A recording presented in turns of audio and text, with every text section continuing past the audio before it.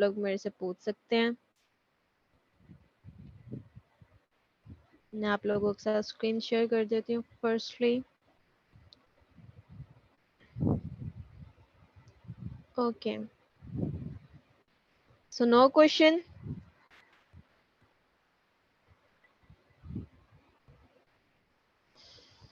ठीक है, तो जो मैंने आप लोगों को असाइनमेंट दी थी लास्ट क्लास में, आप सबने होपफुली उसको कंप्लीट किया होगा। मैंने क्लासरूम में भी आप लोगों की असाइनमेंट्स चेक की थी। ठीक है, आप में से कुछ स्टूडेंट्स हैं जिन्होंने अपलोड की हुई थी अपनी असाइनमेंट, और बहुत अच्छी डिज़ाइंस की हुई है, बहुत अच्छे जो है वो शेप्स क्रिएट की हुई हैं आपने। ठीक है, शेप टू शेप से जो है वो टूल से आप लोगों ने बहुत अच्छी अच्छी जो है वो डिज़ाइंस की हैं, सारी मैंने चेक की हैं आप लोगों की।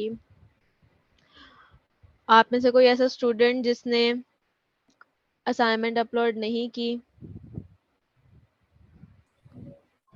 मैम मैं कर रहा हूँ अभी से, 1 मिनट से। ओके, सो क्लास कोशिश किया करें क्लास से पहले पहले आप लोग असाइनमेंट अपनी कंप्लीट कर लें, ताकि फिर इन क्लास आप लोगों के लिए मुश्किल ना हो, क्योंकि हमने आगे जो है वो फर्दर स्टार्ट करना होता है, तो इसलिए आप लोग पहले पहले ही अपनी असाइनमेंट्स को कंप्लीट कर लिया करें।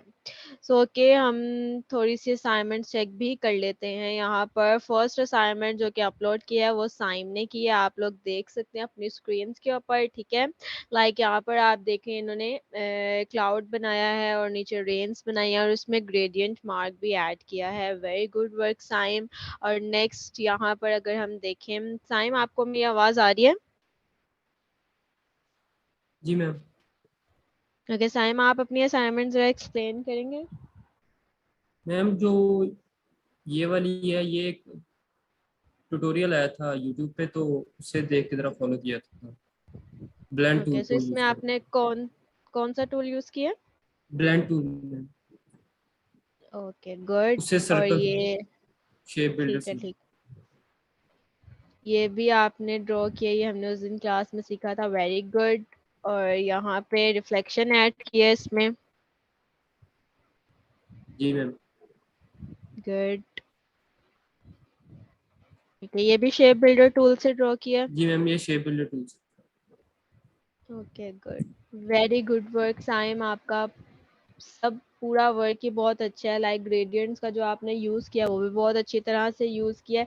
अब आप लोगों ने इस तरह से आप देख सकते हैं कि साइम ने जो है वो सर्च किया चीज़ों पर, और सर्च करके ही जो है वो शेप्स क्रिएट किए हैं। इसी तरह से ही आप लोगों ने भी सर्च करनी है। ठीक है, क्योंकि मैंने आपको स्टार्ट में ये चीज़ समझाई थी कि जो ग्राफिक डिज़ाइनिंग होती है वो आपकी सर्च बेस पे चलती है। ठीक है, जितना ज़्यादा आप चीज़ों को सर्च करेंगे, जितना ज़्यादा आप चीज़ों को सर्च करके सीखेंगे दूसरों के डिज़ाइन से, उतना ही बेटर काम आप खुद से कर सकते हैं क्रिएट। ठीक है, तो आप लोगों ने भी इसी तरह से ही, अगर आपको भी, क्योंकि स्टार्टिंग है और स्टार्टिंग में इतना कुछ नहीं आता, तो इसलिए आप लोगों ने भी सर्च करना है, और सर्च करके जो है वो आप लोगों ने अच्छे अच्छे डिज़ाइंस को क्रिएट करना है। सो मैम नेक्स्ट कर दिया आपको। असाइनमेंट, ठीक है मैं चेक कर लेती हूँ। नेक्स्ट असाइनमेंट है रेयान की। रेयान, आपको आवाज़ आ रही है? जी मैम आ रही है आवाज़। ओके, सो आप अपनी असाइनमेंट एक्सप्लेन करें। जी मैम, ये रोटेट टूल यूज़ करके तो ये शेप बनाई, और अच्छा, पेन ये टूल शेप की, ड्रॉ किससे की? पेन अच्छा, टूल वेरी से। Good, good work. इसके बाद ये रिकॉर्डिंग को ही आपने अपलोड किया? जी मैम, ये जो शेप बनाई है ना उसकी रिकॉर्डिंग। Very nice.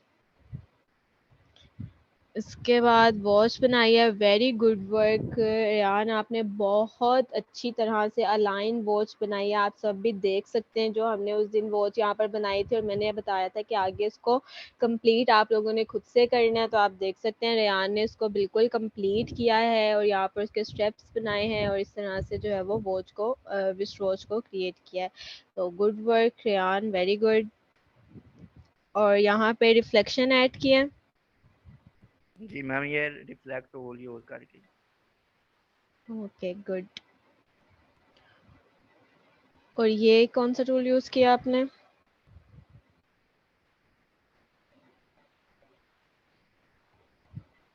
रेयान, आपको आवाज़ आ रही है? ये पेन टूल से शेप बना के तो रोटेट टूल यूज़ किया सेंटर मेरा। Good, very good.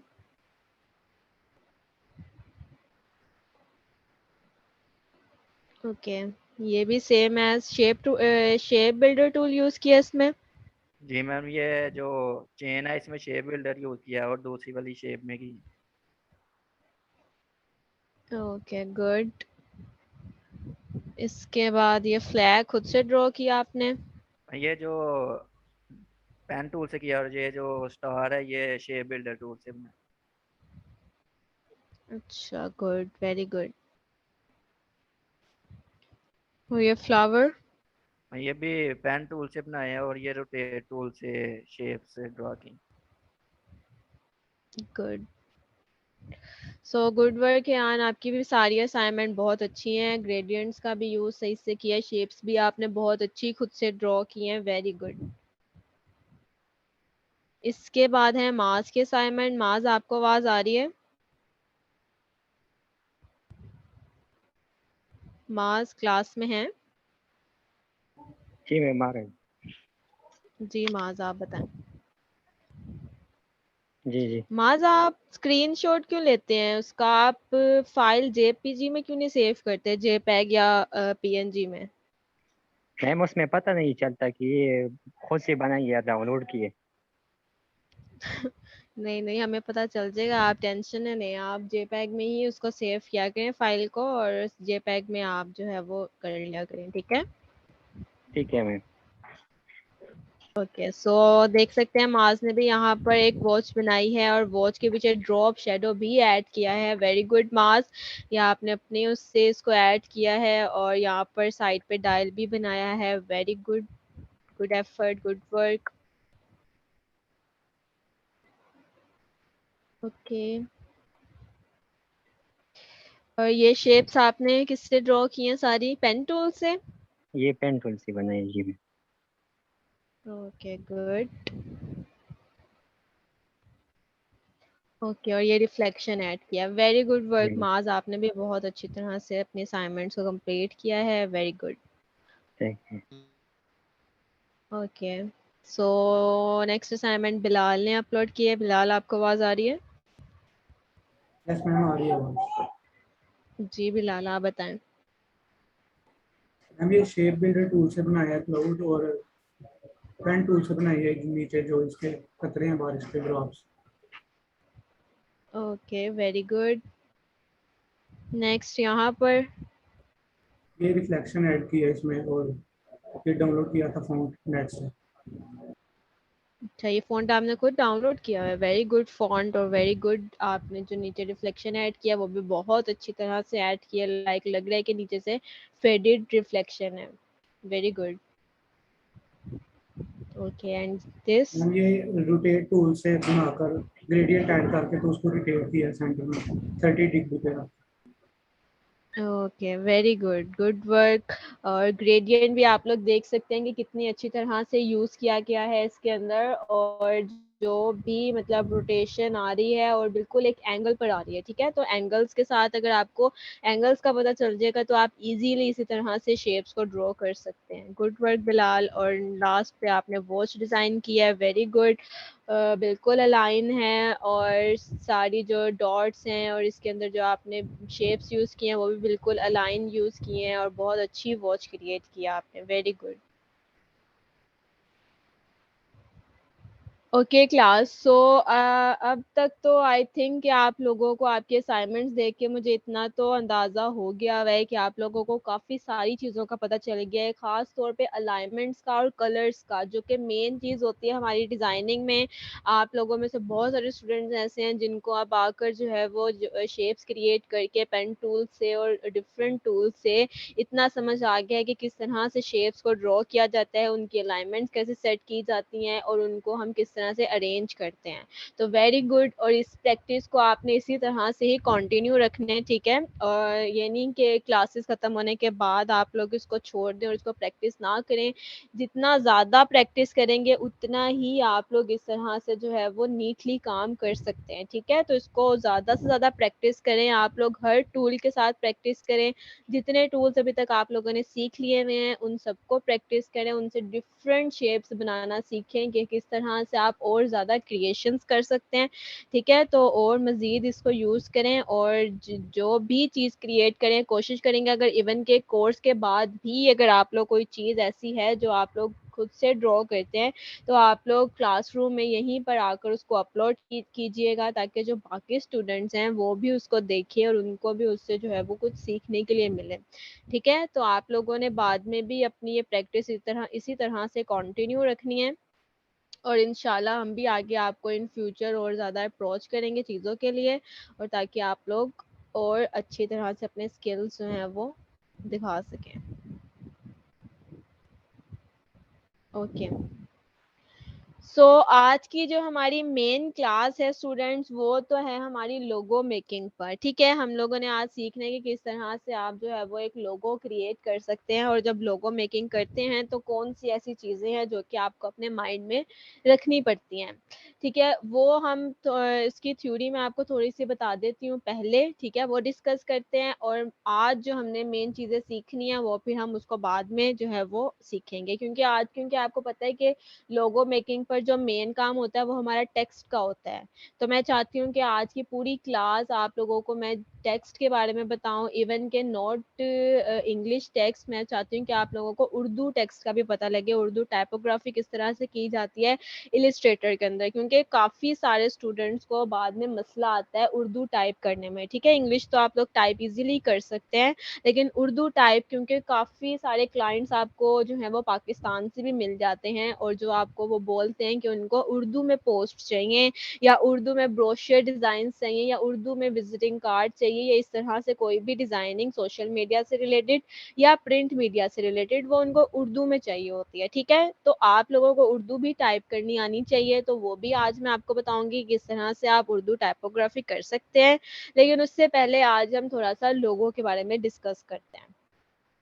तो ओके क्लास, आप लोगों को सबको पता है कि जो लोगो होता है वो आपकी जो कंपनी होती है वो उसका आइडेंटिफिकेशन होती है, ठीक है।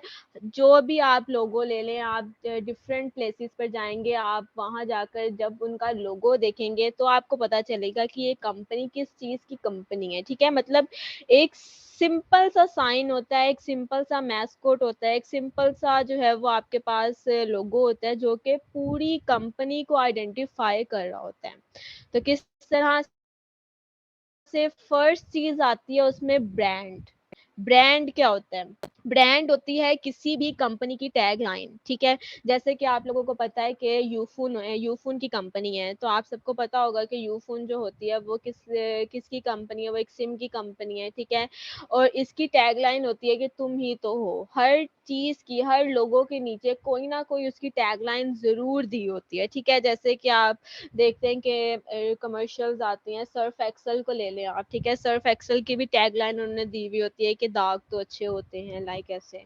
और हर चीज़ की कोई ना कोई ब्रांडिंग होती है, ठीक है। तो इसी तरह से ही जब भी हमने कोई लोगो डिज़ाइन करना होता है तो उसकी हमें एक टैग लाइन देते हैं जो कि उसकी ब्रांड आइडेंटिफिकेशन होती है। ठीक हो गया? समझ आ गई सबको? Yes ma'am. ओके, नेक्स्ट चीज आती है आपके पास ब्रांडिंग। ब्रांडिंग क्या होती है? ब्रांडिंग अगर हम अपनी नॉर्मल लाइफ में देखें, मतलब हम अपने आप को एक एग्जांपल ले लेते हैं।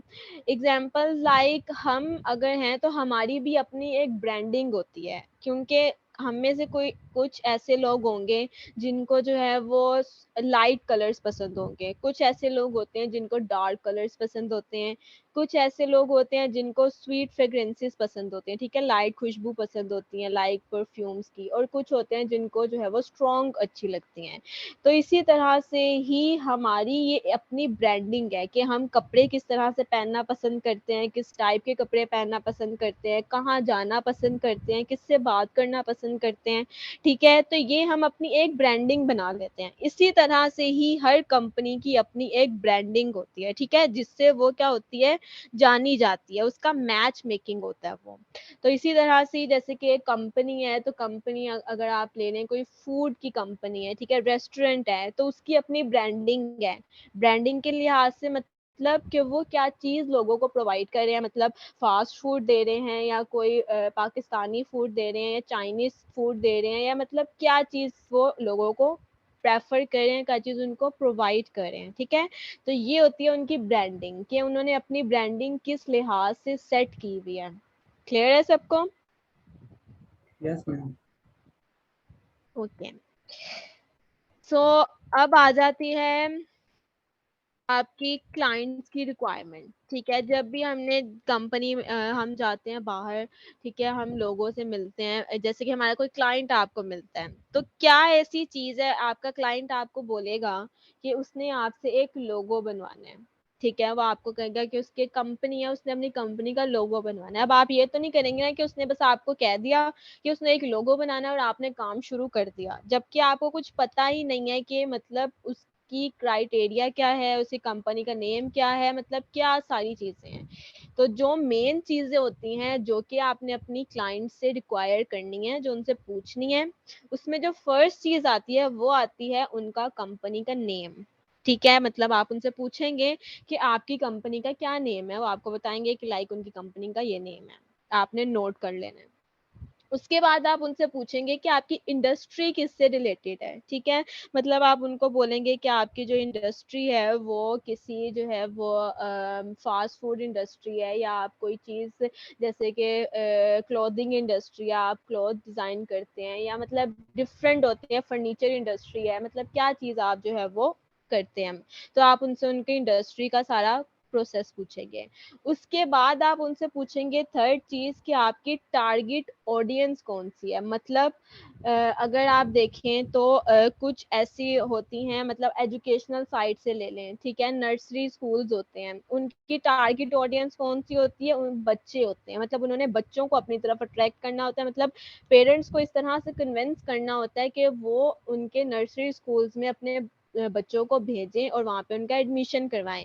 या एक तो होता है लाइक अगर हम लाइक पाकिस्तान में बिजनेस कर रहे हैं, ठीक है, पाकिस्तान में बिजनेस करें तो हम ऑडियंस अपनी कौन सी देखेंगे, पाकिस्तान वाली ऑडियंस देखेंगे ना। मतलब हम कहेंगे कि अगर हम पाकिस्तान में कोई काम शुरू कर रहे हैं तो हम उसको इंटरनेशनल लेवल पर तो नहीं करेंगे, मतलब उसमें ऐसी चीज़ें ऐड कर दें कि जो इंटरनेशनल लेवल पर हो और पाकिस्तान में जो लोग रहते हैं उनको समझ में ना आए कि मतलब ये क्या चीज़ है, क्या ये प्रोवाइड कर रहे हैं, क्या हमें ऑफर कर रहे हैं। मतलब हमने अपनी टारगेट ऑडियंस को देखना है कि हमारी जो टारगेट ऑडियंस हम कर रहे हैं वो किससे रिलेटेड है, ठीक है। अगर तो फॉरेन से रिलेटेड है तो आपने उस तरह से अपनी बिजनेस को, अपने लोगों को उस तरह से क्रिएट करना है कि वो समझ आ सके। या अगर आपकी कोई टारगेट ऑडियंस आपकी इन पाकिस्तान है या इन डिफरेंट कंट्रीज है, तो आपने कंट्री को देखना है, लोगों को देखना है कि जहाँ पर भी आपकी कंपनी इंडस्ट्री खुल रही है, ठीक है, जहाँ पे उसकी जहाँ पर भी वो बन रही है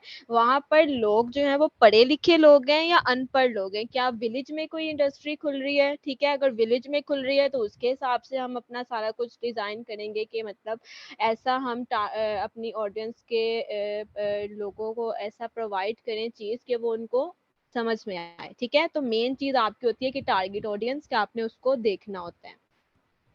एजुकेशनल लेवल सेम एज वही आ गया, मैंने आपको बताया कि एजुकेशन प्रेफर करती है कि आप अपनी जो इंडस्ट्री है वो कहाँ पर खोल रहे हैं, फॉरेन में खोल रहे हैं, किसी विलेज में खोल रहे हैं, ठीक है।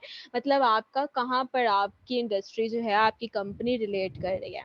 उसके बाद क्लाइंट का इंटरेस्ट पूछना है कि आपका अपना इंटरेस्ट किस चीज पर है, कि आपके पास क्लाइंट का इंटरेस्ट और क्लाइंट का आइडिया, ठीक है, और प्रेफरेंसेस, ये तीनों चीजें मतलब आपने अपने क्लाइंट से पूछना है कि आपका अपना कोई आइडिया है लोगों को लेकर, कि आप जैसे कि होता है ना कि एग्जांपल्स होती हैं, या आपका क्लाइंट आपको कोई रेफरेंस इमेज भेजता है या रेफरेंस लोगो भेजता है आपको, आपको भेज के वो कहेगा, आपने उनसे पूछना है कि आपके माइंड में कोई ऐसा लोगो है या कोई ऐसा डिजाइन है जो आप चाहते हैं कि आपकी जो कंपनी है उसका लोगो से रिजेंबल करना चाहिए, ठीक है। आपने देखा होगा काफी सारी ऐसे लोगोस क्रिएट हुए हैं जो कि रिजेंबल करते हैं दूसरों पे। जैसे कि आप देखें KFC या मैकडॉनल्ड्स, इसका लोगो ले लें, ठीक है, तो काफी सारे लोगों ने उनका लोगो यूज किया हुआ है, लेकिन उसमें उन्होंने क्या किया हुआ है, उसका कलर चेंज कर दिया। जैसे KFC को किसी ने बनाया हुआ है, MFC बनाया हुआ है, ठीक है, DFC बनाया हुआ है, इस तरह से काफी सारे FCs उन्होंने खोल लिए हुए हैं।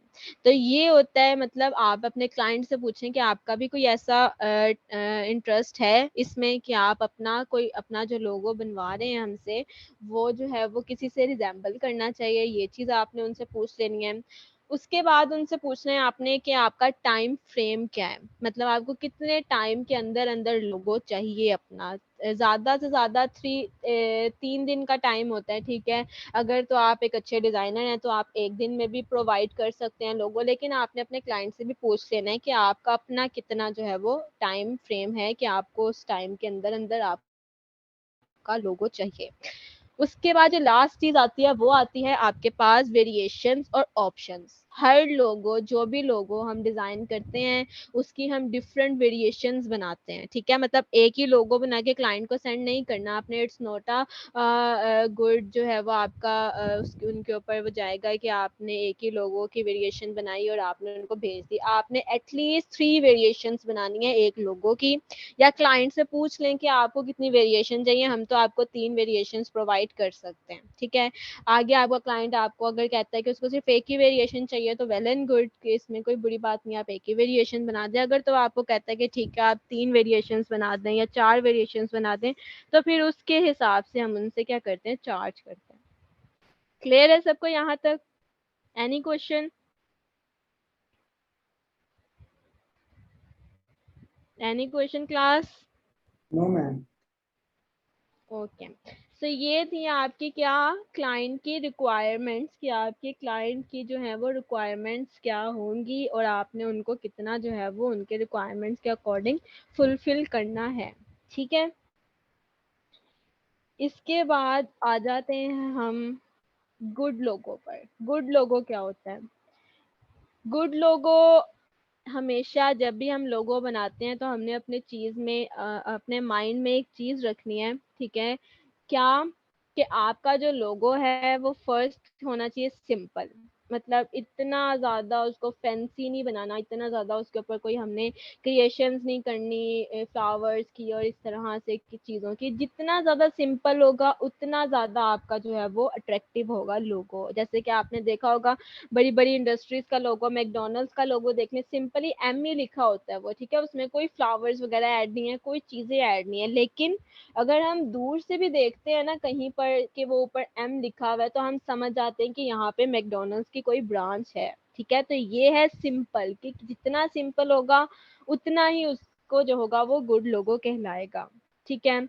उसके बाद आ जाता है आपका गुड लोगो के बाद वर्सटाइल लोगो, ठीक है। वर्सटाइल का क्या मतलब है कि आपने जो है वो क्योंकि आपका जो लोगो होता है वो रीडेबल होना चाहिए, ठीक है। क्योंकि लोगो हमारा जो होता है वो एक छोटी पेंसिल के ऊपर भी प्रिंट होना होता है, ठीक है। अगर आपने देखा होगा कि HB की पेंसिल्स होती हैं तो HB का जो लोगो है वो पेंसिल के ऊपर लिखा हुआ होता है, ठीक है। तो इसी तरह से उसने एक छोटी पेंसिल के ऊपर भी जाकर प्रिंट होना है और बड़े बिलबोर्ड्स के ऊपर जाकर भी प्रिंट होना है। लाइक हम जब बाहर जाते हैं तो बाहर इतने बड़े बड़े बिलबोर्ड्स लगे हुए होते हैं और बिलबोर्ड्स के ऊपर कंपनी के लोगो प्रिंट हुए हुए होते हैं और वहां पे वो शो हो रहे होते हैं। तो वो कितने बड़े साइज के ऊपर होते हैं। तो उन्होंने, अब हमारा जो लोगो है उसने बड़े साइज के ऊपर भी जाकर प्रिंट होना है और उसने एक छोटी पेंसिल के ऊपर भी आकर प्रिंट होना है। तो आपका लोगो जितना ज्यादा वर्सटाइल होगा उतना ही वो रीडेबल रहेगा, ठीक है। तो हमने अपने लोगो को रीडेबल बनाना है, उसमें जो है वो सिंपल चीजें यूज करनी, इतना उसको फैंसी नहीं बनाना कि वो रीडेबल ना रहे, ठीक है। उसके बाद आ जाता है स्ट्रॉन्ग।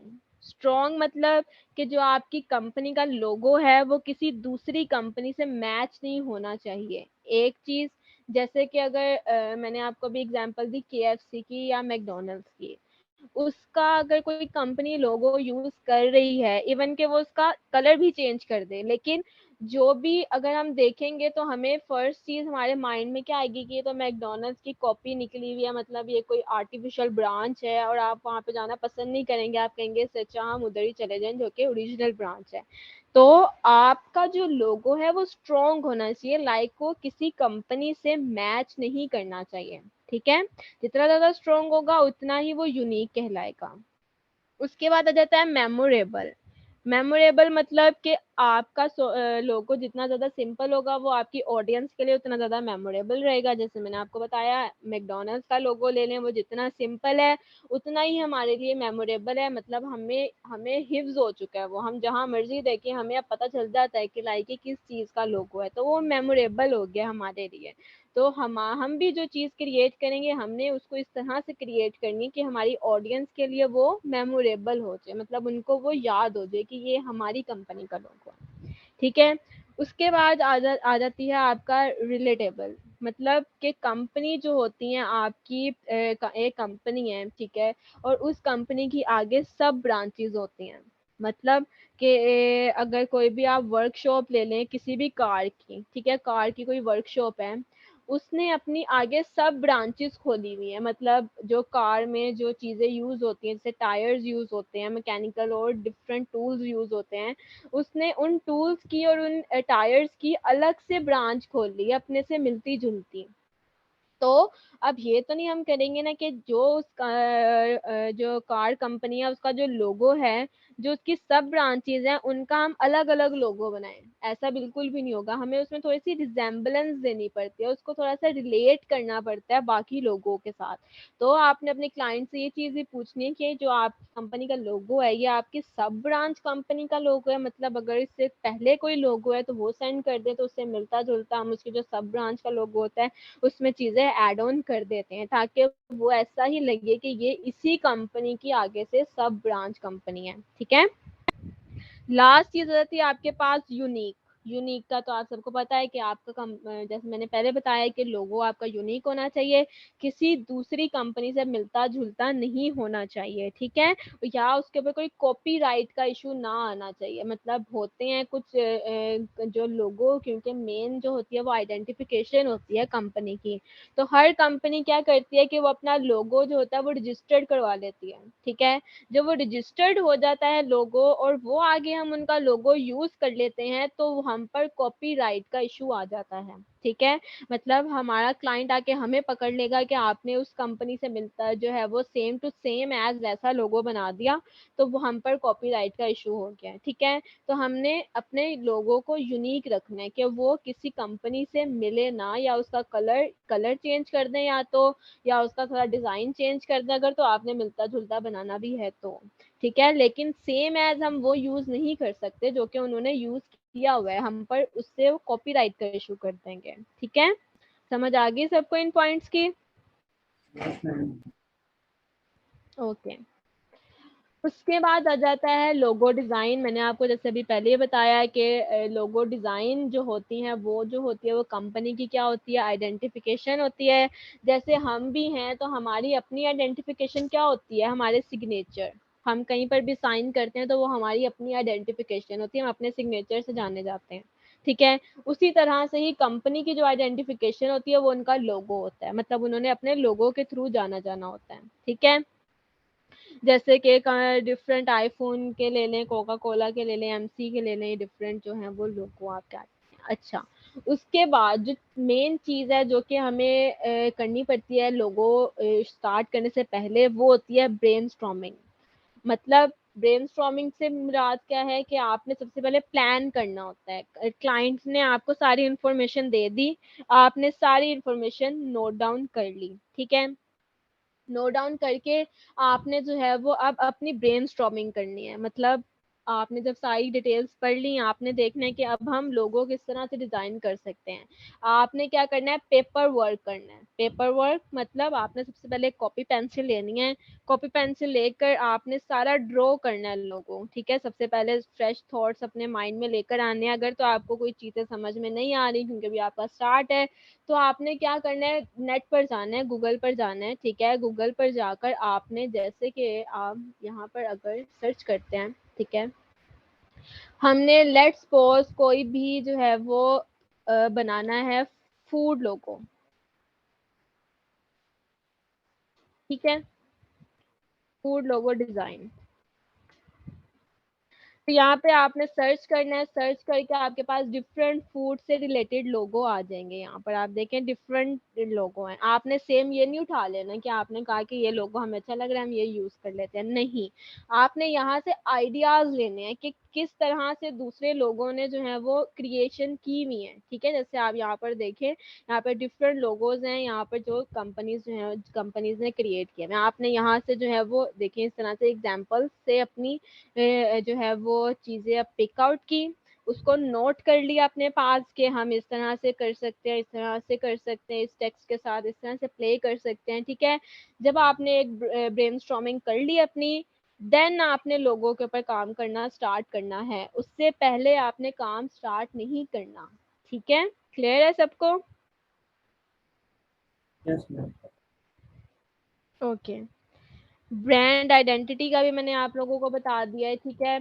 ओके, लास्ट पर जो चीज आती है हमारी वो आती है मेटाफोर। मेटाफोर क्या होते हैं, ठीक है। मेटाफोर मतलब कि जैसे कि होता है, अगर मैं आपको एक एग्जांपल दूं, उल्लू की एग्जांपल ले लेते हैं हम, ठीक है। आउल की एग्जांपल ले लेते हैं। इन पाकिस्तान, हमारी कंट्री में अगर हम किसी को उल्लू कह देते हैं तो उसके लिए वो एक बहुत बड़ी गाली हो जाती है कि इसने मुझे उल्लू कह दिया किस तरह से, और ये वो ना, तो अच्छा नहीं समझा जाता उल्लू को। लेकिन इन फॉरेन कंट्रीज जो आउल होता है उसको वो एक जो है वो इंटेलिजेंसी का साइन लेते हैं। मतलब बहुत ज्यादा जो इंटेलिजेंट लोग होते हैं उनके रिजेम्बलेंस के तौर पर आउल को यूज किया जाता है। अगर आप लोगों में से किसी ने हैरी पॉटर मूवी देखी हो तो उसको पता होगा कि उनको पता होगा कि वहां पर भी जो है वो आउल यूज किए गए हैं। उनको बहुत अच्छी तरह से जो है वो एक गुड मैसेज के थ्रू भेजा गया है लोगों तक। तो ये होती है आपकी मेटाफोर। मतलब आपने अपने लोगों में कोई चीज अगर हम यूज कर रहे हैं, ठीक है, मतलब अगर हम एजुकेशनल वाइज ले लें, अगर आपका पाकिस्तान में कोई आपका क्लाइंट आता है और आपसे बोलता है कि उसको एक एजुकेशन से रिलेटेड एक लोगो चाहिए और आप उस एजुकेशन के ऊपर आउल का साइन बना देते हैं तो वो उसको अच्छा नहीं समझेगा। मतलब वो कहेगा कि लाइक आपने ये क्या किया और ये वो। लेकिन अगर कोई आपका इंटरनेशनल क्लाइंट होगा और आप उसके लोगों के ऊपर लाइक आउल का साइन यूज करते हैं और इस तरह से उसको कैप पहना देते हैं और हाथ में बुक पकड़ा देते हैं, ठीक है, और ऐनक लगा देते हैं, तो वो उसको बहुत अच्छा तरह समझेंगे। लाइक उनके लिए तो ये गुड साइन है, ठीक है। तो इस तरह से हमने मेटाफोर्स का ख्याल रखना है कि हमने जिस भी क्लाइंट का लोगो बनाना है तो उसमें पहले हमने स्टडी करनी है कि इनकी जो जिससे भी रिलेटेड इनकी कंपनी है, जिस जगह से रिलेटेड इनकी कंपनी है, वहां पे अगर हम कोई साइन यूज कर रहे हैं अपने लोगो में तो वो उसको बैड ना समझें, ठीक है। मतलब उनके लिए वो बैड साइन नहीं होना चाहिए। क्लियर है सबको? Yes ma'am. ओके। इसके बाद आ जाती हैं आपकी लोगों की टाइप्स, के लोगों की कितने टाइप्स के आपके जो होते हैं वो होते हैं लोगो, ठीक है। जिसमें आपकी फर्स्ट टाइप आती है एम्बलेम्स। एम्बलेम्स क्या होती हैं? एम्बलेम्स का मतलब होता है ओल्ड फॉर्म ऑफ लोगोस, मतलब पुराने लोगो। आप में से कोई हो जिसको ये पता हो कि ये वाला जो लोगो है ये यूज किया गया था, जो है वो आईफोन कंपनी का सबसे पहला लोगो था ये, ठीक है। लाइक आप देखें यहाँ पे एक आइंस्टाइन बैठा हुआ है, ऊपर वही उन्होंने कॉन्सेप्ट रखा हुआ है कि सेब नीचे गिर रहा है और आइंस्टाइन के ऊपर, लाइक इस तरह से। तो ये जो है ये क्या है, आईफोन कंपनी का फर्स्ट लोगो है। तो एम्बलेम्स का क्या मतलब होता है कि ओल्ड फॉर्म ऑफ लोगो के हमने सबसे पहले जिस भी कंपनी का लोगो क्रिएट करना है उनके हमने पहले ओल्ड फॉर्म्स, ओल्ड लोगो जो उन्होंने बनाए हुए हैं उनको स्टडी कर लेना है, ठीक है। उसके बाद हमने नेक्स्ट लोगो पे काम करना है। उसके बाद होता है लोगो की टाइप, मतलब आपका लोगो किस टाइप का है। टाइप मतलब आपका लोगो टाइपोग्राफी में है, मतलब उसमें वर्ड्स लिखे गए हैं, ठीक है। जैसे आपने देखा कोका कोला, ये कंपनी का लोगो है, इसमें कोई मैस्कोट्स ऐड नहीं है, मतलब कोई भी सिंबल ऐड नहीं है, कोई भी जो है वो यहाँ पर फ्लावर्स ऐड नहीं है, कोई भी चीज ऐड नहीं है, सिर्फ और सिर्फ क्या है, टाइप ऐड है, मतलब टाइपोग्राफी ऐड है, वर्ड्स लिखे गए हैं। और ये वर्ड्स भी वो वर्ड्स नहीं है कि सिंपल हमने नेट पर से जो है वो डाउनलोड किए और डाउनलोड करके हमने सिंपल यहाँ पे कोका कोला लिख दिया, नहीं, ये इन्होंने हैंड मेकिंग लोगो है। मतलब जिसने भी ये लोगो बनाया है उसने सबसे पहले इसको हैंड से बनाया, ठीक है, फिर ड्रॉ किया, उसके बाद इसको क्रिएट किया गया, ठीक है। इसी तरह से ये सोनी कंपनी है, इसका भी लोगो आप देख ले, गूगल जो कि वर्ल्ड वाइड फेमस है, सबको पता होगा गूगल का। तो गूगल ने भी अपना जो लोगो बनाया हुआ है उसमें सिर्फ उसने लोगो टाइप यूज किया गया है। तो आपका भी अगर क्लाइंट है, आपको वो कहता है कि उसको जो लोगो है वो लोगो टाइप चाहिए या वर्ड मार्क चाहिए, इसको वर्ड मार्क भी कहते हैं, वर्ड मार्क चाहिए, तो उसका मतलब वो कह रहा है आपसे कि उसको सिर्फ वर्ड चाहिए उसके लोगो के अंदर, ना तो कोई सिंबल चाहिए, ना तो कोई फर्स्ट लेटर चाहिए, ना कुछ चाहिए, सिर्फ वर्ड्स चाहिए। तो ये वाले जो फॉर्म के लोगो होते हैं इसको हम क्या बोलते हैं, लोगो टाइप या वर्ड मार्क, ठीक है। उसके बाद आ जाते हैं आपके पास मोनोग्राम और लेटर मार्क। मोनोग्राम और लेटर मार्क का क्या मतलब होता है, मोनोग्राम और लेटर मार्क का मतलब होता है कि जो आपकी कंपनी का लाइक एक बड़ा नेम है, जैसे हम ये ले लेते हैं, यहाँ पर जो कंपनी है इसका नाम है ऑनलाइन बिजनेस मेंटोर, ये हमारी अपनी कंपनी जिसमें हम मेंटोरिंग करते हैं, ठीक है। तो इसमें क्या है कि मेंटोर का क्या मतलब होता है कि आपसे कोई आया है, आपका क्लाइंट, और मेंटोरशिप उसने आपसे लेनी है, मतलब मेंटोरिंग करनी है, आपने उसको बताना है कि किस तरह से कंपनी शुरू करनी है, किस तरह से। तो इस तरह इसमें जो आप देखेंगे कि ये जो एम है ये यूज किया गया है फॉर मेंटोरिंग साइन, ठीक है। इस तरह से जो फर्स्ट लेटर है ना इन सब के, उनको लेकर एक लोगो बनाया हुआ है। तो इसका मतलब जैसे गोवा कैड आपको पता होगा, जहाँ पे हम लोग अभी क्लासेस दे रहे हैं, तो ये भी जो है ये गोवा कैड नाम है और इसका जी और ए का लेकर हमने एक लोगो बना दिया, ठीक है। तो जो भी कंपनी के फर्स्ट लेटर से लोगो क्रिएट किया जाता है उसको हम बोलते हैं मोनोग्राम या लेटर मार्क, ठीक है।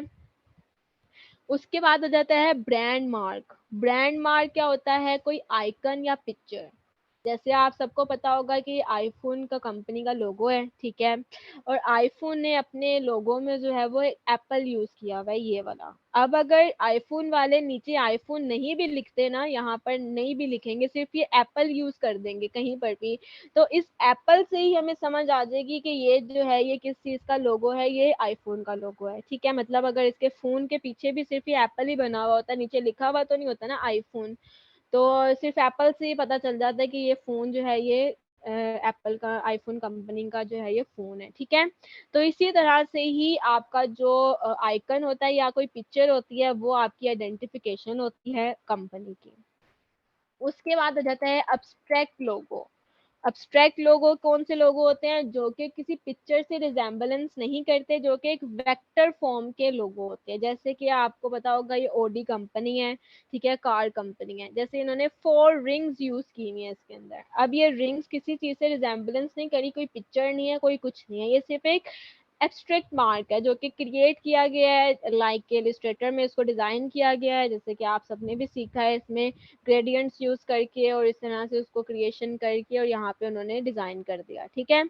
तो ये जो है ये एब्स्ट्रैक्ट मार्क होता है जो कि किसी पिक्चर से रिजेंबल नहीं कर रहा था, जैसे कि ये एप्पल है, ये तो हमें पता चल रहा है कि एक एप्पल से रिजेंबल कर रहा है, ठीक है।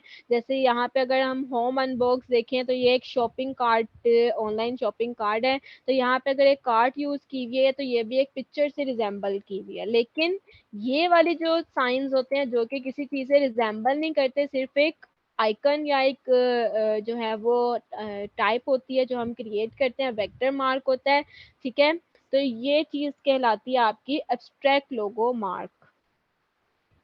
लास्ट पे आ जाता है हमारा मैस्कॉट। मैस्कॉट क्या होता है, मैस्कॉट का मतलब होता है कोई करैक्टर यूज करना। मतलब इसको तो आप सब जानते होंगे, मैकडोनल्ड्स का बाहर एक जोकर उन्होंने बिठाया होता है, ठीक है, क्लाउन बिठाया हुआ होता है, तो ये उनका एप्सकोट मैस्कोट है, ठीक है। मैस्कोट मतलब ये जोकर, ये क्लाउन ही उनकी आइडेंटिफिकेशन है। मतलब ये क्लाउन आप बाहर कहीं पर भी खड़ा हुआ देख लेंगे ना तो आपको पता चल जाएगा कि यहाँ पर कोई ना कोई मैकडोनल्ड्स की ब्रांच है, ठीक है। सेकंड पे ये है, ये क्लिपी है, आप सबको अगर पता हो ये MS वर्ड में पहले आता था, अब तो खैर उन्होंने अपग्रेड कर दिया तो अब नहीं आता, लेकिन पहले जब भी MS वर्ड ओपन करते थे तो यहाँ पर ये क्लिपी आता था जो कि साथ साथ जो है वो बताता था कोई मिस्टेक हो जाती थी या कुछ भी, और जब हम बंद कर देते तो ये साइकिल पर से यहाँ से चला जाता था। ठीक है, तो ये भी जो है ये MS वर्ड का जो है ये मैस्कोट था एक किस्म का, ठीक है, जो कि अब उन्होंने हटा दिया है।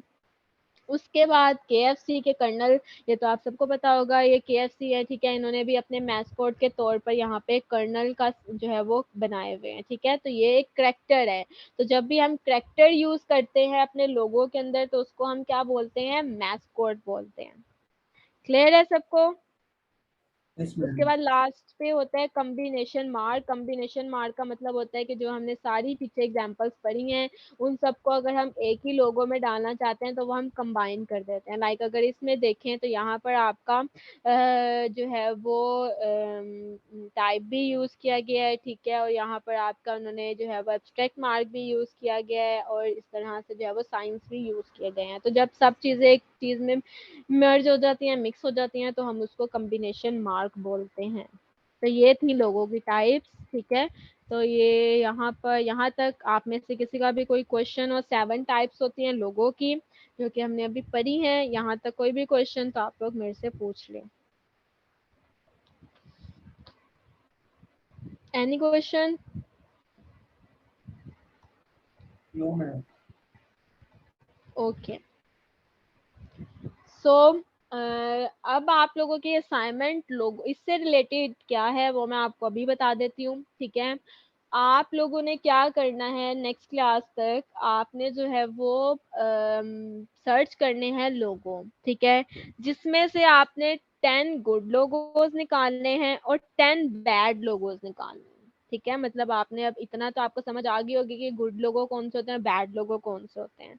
तो आप सर्च करें कंपनीज को और वहां से गुड लोगो फाइंड करें और बैड लोगो फाइंड करें। ठीक है, और फिर क्लास के स्टार्ट में मैं आप लोगों से पूछूंगी कि आपने अगर इसको गुड लोगों में जो है वो शामिल किया है तो क्यों शामिल किया, मतलब इसमें क्या आपको अच्छी चीज लगी, और अगर किसी लोगों को बैड लोगों में जो है वो आपने जो है वो किया है तो वो क्यों बैड आपने उसको बोला है। क्लियर है सबको? Yes ma'am. ओके, सो अब हम चलते हैं अपने इलिस्ट्रेटर की तरफ वापस। यहाँ से हम एक पेज क्रिएट करते हैं।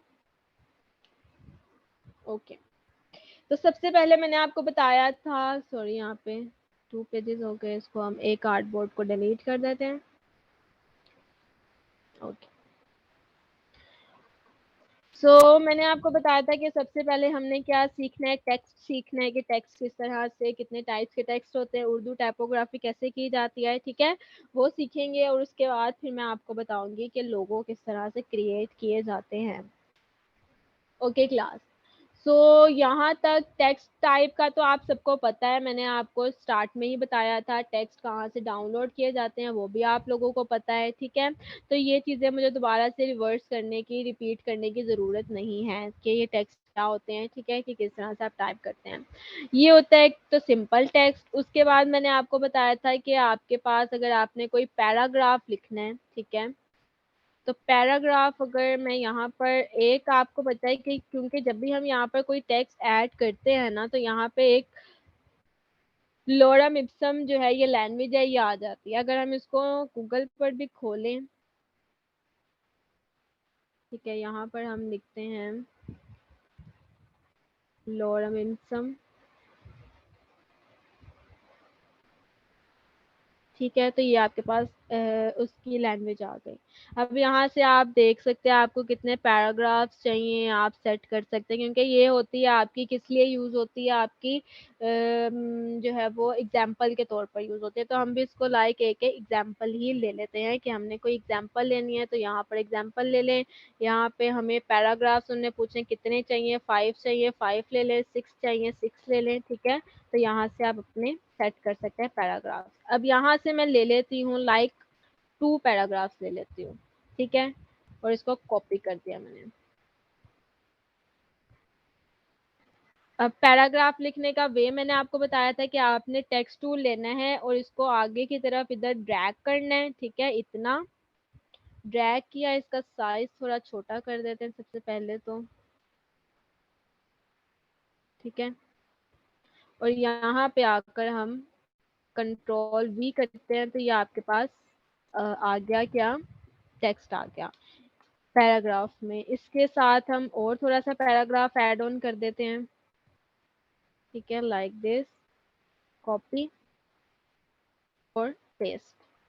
अब आपने देखा कि अगर मैं इसको जूम करूं तो मेरा आधा टेक्स्ट जो है वो यहाँ से डिलीट हो गया, मतलब चला गया, क्योंकि मैंने यहाँ पे जितना बॉक्स बनाया था तो बॉक्स के अंदर उतना ही टेक्स्ट आया। अगर तो आप देखें तो यहाँ पे एक प्लस का साइन है, अगर हम इस प्लस के साइन को यहाँ पर आकर अपने ड्रैग सिलेक्शन टूल से इसको मैं क्लिक करती हूँ, ठीक है, तो आप देखेंगे कि जो बाकी का पैराग्राफ होगा ना वो आपका ये आ जाएगा, ठीक है। तो आप इसको ऊपर लेकर आकर यहाँ पर सेट करते हैं तो जितना पैराग्राफ के अंदर यहाँ पर सेट बच जाएगा वो आपका प्लस साइन के अंदर चला जाएगा। तो प्लस साइन से हम उसको डबल क्लिक करेंगे, ठीक है, तो आपका बाकी टेक्स्ट आ जाएगा और बाकी टेक्स्ट भी उसी फॉर्म में, उसी जो आपने यहाँ पे क्रिएट की होंगी लाइंस, उसी लाइंस में होगा और आप यहाँ पर लाकर उसको इजीली क्या कर सकते हैं, प्लेस कर सकते हैं, ठीक है। तो ये था सिंपल टेक्स्ट, इसका तो आप सबको पता चल गया है। अगर हम फर्दर ऑन अपनी टेक्स्ट की कैटेगरी में देखें तो आपका जो यहाँ पर सेकंड आता है ये क्योंकि अभी हमने डिस्कस नहीं किया तो मैं चाहती हूँ सबसे पहले आपको इन चीज़ों का जो है वो पता चल जाए कि ये जो है वो किस लिए यूज़ की जाती है। तो अगर यहाँ पर हम देखें टेक्स्ट की कैटेगरी में राइट क्लिक करें तो यहाँ पे आपके पास टेक्स्ट आता है एक area tool text. Area tool text किस लिए यूज किया जाता है, लाइक के एरिया के अंदर अंदर टेक्स्ट टाइप करता है। मैं यहाँ पर आकर कोई भी शेप ड्रॉ करती हूँ, लाइक, ठीक है, ये मैंने शेप ड्रॉ कर दी। अब मैं यहाँ पर आकर अपने एरिया टूल को सिलेक्ट करती हूँ और एरिया टूल को सिलेक्ट करने के बाद इसकी जो पाथ है, पाथ के ऊपर आकर क्लिक करती हूँ तो मेरा जितना भी टेक्स्ट होगा वो इसके अंदर अंदर मेरा क्या हो जाएगा, प्लेस हो जाएगा, ठीक है। क्लियर है सबको? आपने यहाँ पर आके कोई भी क्या करना है, एक शेप बनानी है, ठीक है, लाइक मैंने कोई भी शेप बनाई या हम कोई स्टार की शेप बना देते हैं यहाँ पर, ठीक है, एक स्टार बना दिया। अब मैं अपना पैराग्राफ कोई भी इसके अंदर लिखना चाहती हूँ तो मैं सिंपली क्या करूँगी, एरिया टूल लूँगी, ठीक है, और इसका जो पाथ है, पाथ के ऊपर आकर सिंपली क्लिक करूँगी तो मेरा जो टेक्स्ट होगा वो स्टार के अंदर आ जाएगा। क्लियर है सबको इधर तक? Yes, ma'am. Yes, ma'am. Okay, तो ये था आपका एरिया टूल टेक्स्ट। इसके अलावा अगर मैं आपको यहाँ पर एक ड्रॉ करके दिखाती हूँ पेन टूल से भी, ठीक है, पेन टूल से मैं एक शेप ड्रॉ करती हूँ यहाँ पर, लाइक इस तरह, इस तरह,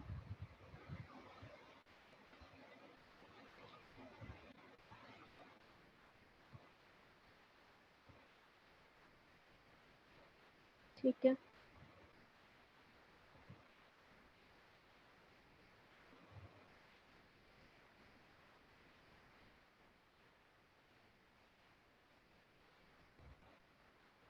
और इस तरह अब लाइक हमने इस जगह पे कोई भी पिक्चर यूज करनी है, जैसे हम यहाँ पर कोई भी, यहाँ पर मैं यूज कर लेती हूँ, 1 सेकेंड,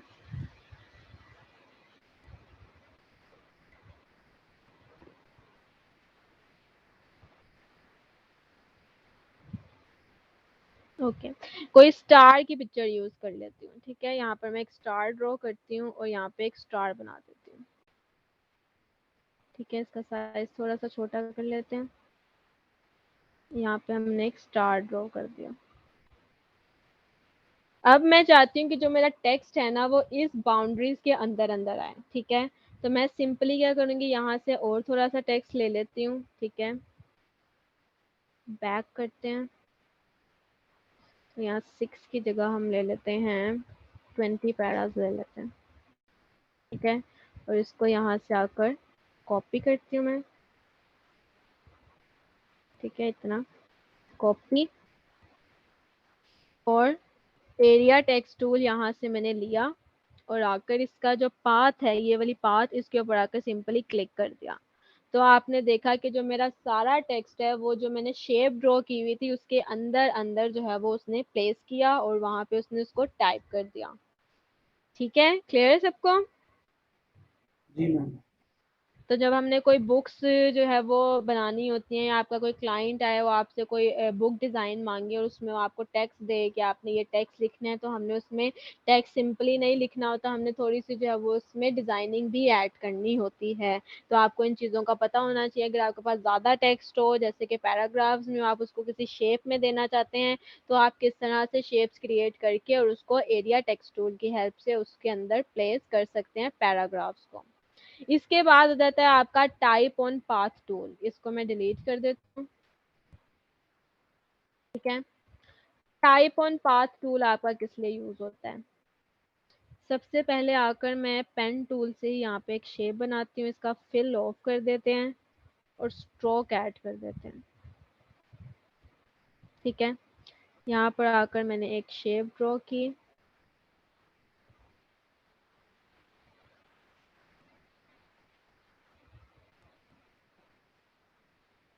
ठीक है, ये शेप आ गई।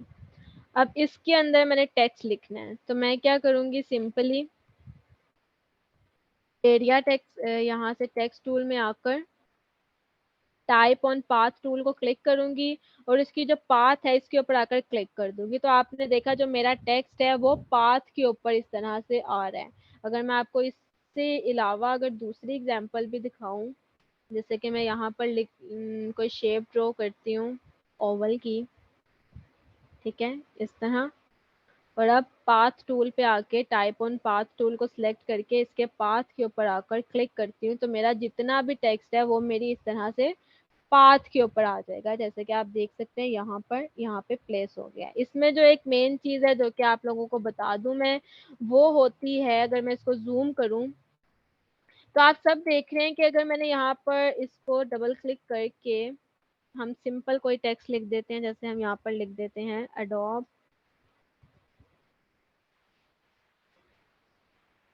Illustrator class 14। ठीक है, अब ये आ गया हमारे पास टेक्स्ट। अब हम देखेंगे तो यहाँ पे हमारे टेक्स्ट के दो स्टॉपर्स हैं। ठीक है, एक तो हमारा स्टॉपर ये है, अगर मैं डायरेक्ट सिलेक्शन टूल से इस स्टॉपर के ऊपर आकर पॉइंट करती हूँ तो आपको इस पॉइंटर के साथ एक एरो नजर आ रहा है जो कि राइट साइड पर मूव कर रहा है।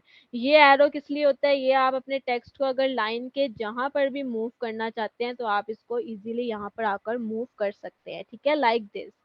इसके बाद होता है एक ये वाला पॉइंट होता है, ये आपका जो होता है ये अलाइनमेंट के लिए होता है, और एक ये लास्ट पे पॉइंटर है आपका। ठीक है, ये पॉइंटर किस लिए होता है? ये आपका स्टॉपर पॉइंटर है, मतलब आपने अपने टेक्स्ट को कहाँ पर लाकर स्टॉप करना है। जैसे मैंने इसको यहाँ पर स्टॉप करना लाकर, तो यहाँ पर आकर स्टॉप कर देती हूँ। अब मैं अगर इसको सेंटर अलाइन करना चाहती हूँ, सेंटर अलाइन कर सकती हूँ, या इस पॉइंटर से पकड़ के भी इसको मैं मूव कर सकती हूँ जहां मर्जी। ठीक है, मिड वाले को अगर मैं मिड की जगह इसको नीचे लेके आना चाहती हूँ तो इस सेंटर वाले पॉइंटर को पकड़ के नीचे कर दूंगी तो मेरा टेक्स्ट नीचे चला जाएगा। अगर ऊपर करना है तो सेंटर पॉइंटर को पकड़ के ऊपर करूंगी तो ऊपर आ जाएगा। तो इससे मैं अपने टेक्स्ट को मूव कर सकती हूँ इस तरह से। अब ये पॉइंटर्स बेसिकली होते किस काम के लिए हैं वो यहाँ पर तो आपको इतना समझ में नहीं आएगा। अगर मैं ओवल यहाँ पर एक सर्कल ड्रॉ करूँ, ठीक है, इस तरह से, और यहाँ पर आकर अपना कोई टेक्स्ट लिखती हूँ, sorry, type on path tool, और पाथ के ऊपर आकर क्लिक किया और यहाँ पर मैं टेक्स्ट लिखती हूँ एडोब इलस्ट्रेटर। ठीक है, जूम करूंगी। अब आकर अगर मैं इसको डायरेक्ट सिलेक्शन टूल से क्लिक करके और इसको मैं मूव करूं तो आप देख रहे हैं कि मेरा टेक्स्ट मूव नहीं हो रहा। क्यों मूव नहीं हो रहा? क्योंकि ये जो मेरे दोनों पॉइंटर्स हैं ये मेरे इस साइड पर यहाँ पर आ गए हैं, मतलब एक साथ ही स्टॉपर पॉइंटर भी और एंडिंग पॉइंटर भी। सबसे पहले आपने इसको एडजस्ट करना है। इसको अगर मैं एडजस्ट करके अपने लोगों के पास ले आऊं, इधर ये देखें, अब ये मेरा दोनों जो पॉइंटर्स हैं वो मेरे टेक्स्ट के साथ में आ गए। अब मैं आकर इसको सेंटर पर से कहीं पर भी पूरे सर्कल पे अंदर करना है अंदर कर दें, बाहर करना है बाहर कर दें, तो बाहर इसको मैं मूव कर सकती हूँ। अगर इसका साइज बड़ा करना है तो साइज बड़ा करने से पहले आपको इसके जो पॉइंटर्स हैं इनको थोड़ा सा वाइड करना पड़ेगा, ठीक है। अगर मैं इसको वाइड कर दूं, अब आकर इसका मैं साइज यहाँ से चेंज करना चाहूँ तो मैं इजीली साइज इसका चेंज कर सकती हूँ। अगर मैं देखा आपने ज्यादा किया तो वो उस पॉइंटर के अंदर चला गया और एक प्लस का साइन आ गया, ठीक है।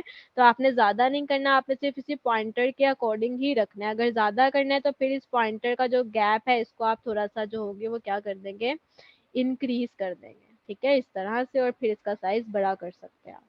क्लियर है सबको इधर तक? जी मैम। ओके, तो ये था आपका कौन सा टूल, पाथ टूल, ठीक है। जब हमने पाथ टेक्स्ट टूल था, जब आपने टाइप ऑन पाथ के ऊपर टाइप करना होता है तो आप type on path tool use करते हैं। और जब आपने किसी इमेज के अंदर टाइप करना होता है तो हम इमेज की कह सॉरी किसी शेप के अंदर टाइप करना होता है तो हम एरिया टाइप टूल को यूज करते हैं। इसके बाद हो जाता है आपका vertical type tool. Vertical type tool क्या होता है, ये वर्टिकली टाइप करता है। अगर मैं इसको क्लिक करूं तो आप देखेंगे कि ये वर्टिकल टेक्स्ट आ जाएगा। तो मैं यहाँ पर कुछ भी अगर लिखना चाहूँ तो मेरा वर्टिकली लिखा जाएगा, ठीक है। तो ये वर्टिकल टाइप टूल है। इसके बाद आता है आपका vertical area type tool. Vertical area type tool क्या होता है ये भी देख लेते हैं। यहाँ पे सर्कल ड्रॉ करती हूँ मैं, ठीक है, इस तरह से। वर्टिकल एरिया टाइप टूल को यहाँ से सिलेक्ट करते हैं और यहाँ पे आके इसके पाथ के ऊपर क्लिक किया तो जो मेरी मतलब अंदर जो है वो उसके टेक्स्ट आएगा वो आपने देखा कि वो वर्टिकली लिखा हुआ इस तरह से आएगा, ठीक है। इसके बाद आता है ये मेनली इतने ज़्यादा यूज़ नहीं होते जो है ये वर्टिकल वाला टूल, लेकिन आपको पता होना चाहिए तो इसलिए आपके नॉलेज के लिए मैंने आपको इसका बता दिया। इसके बाद सेम एज वही वर्टिकल टाइप ऑन पाथ। अगर टाइप ऑन पाथ के ऊपर आपने करना है सिंपली तो अगेन मैंने यहाँ पर एक सर्कल बनाया, ठीक है, और वर्टिकल टाइप ऑन पाथ के ऊपर आकर यहाँ पर आकर क्लिक किया तो जो मेरा टेक्स्ट लिखा हुआ आएगा वो वर्टिकली लिखा हुआ आएगा इस तरह से, ठीक है। और लास्ट पे टच टाइप टूल है, ये मेनली इतना वो नहीं है, बस ये वाले टूल्स हैं ये आपको समझ में आने चाहिए। आपको पता होना चाहिए कि टाइप टूल्स के अंदर कौन कौन से ऐसे टूल्स हैं जो कि आपके यूज़ में आ सकते हैं और जो आपने यूज़ करने हैं, ठीक है। तो आगे लोगो मेकिंग में भी और इन केस आपने कोई भी डिज़ाइन बनाना है तो उसमें आपने जो है वो इस तरह से कोई भी टेक्स्ट यूज़ करना है तो आपको पता होना चाहिए कि अगर आपने सर्कल में यूज़ करना है या किसी शेप के अंदर यूज़ करना है तो आप किस तरह से यूज कर सकते हैं, या अगर आपने किसी पाथ के ऊपर यूज करना है तो वो आप किस तरह से यूज कर सकते हैं। All clear? Yes ma'am. Okay, अब मैं सबसे पहले लोगो स्टार्ट करने से पहले आपको उर्दू टाइपोग्राफी का बता देती हूँ कि वो किस तरह से होती है, ठीक है, उसका पता होना बहुत ज़रूरी है। क्लास सबसे पहले आपने क्या करना है ये मैं यहाँ से बंद कर देती हूँ। ओके, एक आपके पास साइट है पाक उर्दू इंस्टॉलर, ठीक है, ये वाली साइट है पाक उर्दू इंस्टॉलर। ये आप सबने अपने पास जो है वो गूगल पर खोलना है, ठीक है। और यहाँ पर ये फर्स्ट ही लिखा हुआ आएगा डाउनलोड पाक उर्दू इंस्टॉलर, ठीक है, इसको क्लिक करना है। साथ साथ मेरे करते जाएं ताकि आपको जो है वो समझ में आता रहे। यहाँ तक सब ओपन कर लें और मुझे बताएं कि यहाँ तक आप सबका खुल गया ये सारा। पाक उर्दू इंस्टॉलर लिखें और जो फर्स्ट पे आएगा डाउनलोड फाइल किस नेम से है, download Pak Urdu installer M Bilal M के नाम से है, ठीक है, इसको आपने ओपन कर लेना है। यहाँ तक ओपन कर लें तो सब मुझे मैसेज कर दें डन का।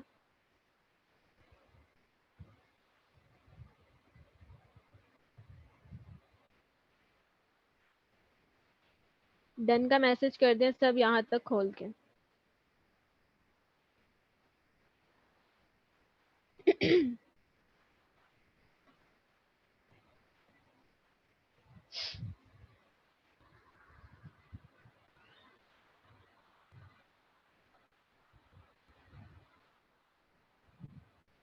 हो गया सबका ओपन यहाँ तक?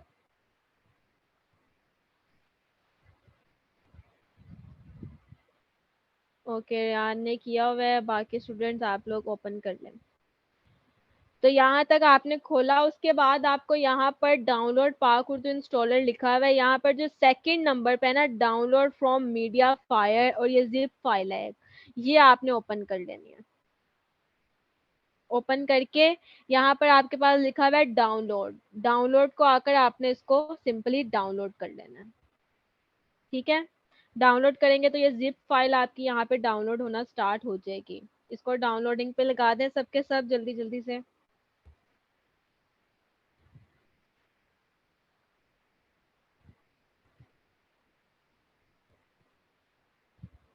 डाउनलोड हो जाए तो मुझे आप लोग बताइएगा, ठीक है।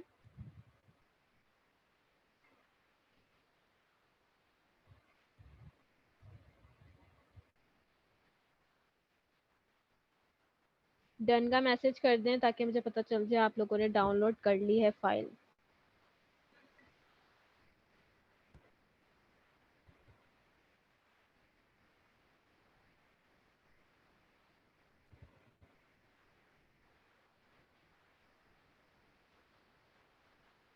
ओके, माविया ने कर लिया, बाकी स्टूडेंट्स साइम, हमजा और बिलाल,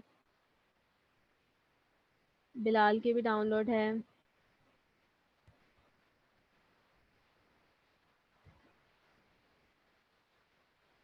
ठीक है अब डाउनलोड करने के बाद आपने क्या करना है, इस फाइल को ओपन करना है। ठीक है, ओपन करके यहाँ पर आपके पास एक ऑप्शन आएगी एप्लीकेशन, इसको डबल क्लिक करना है।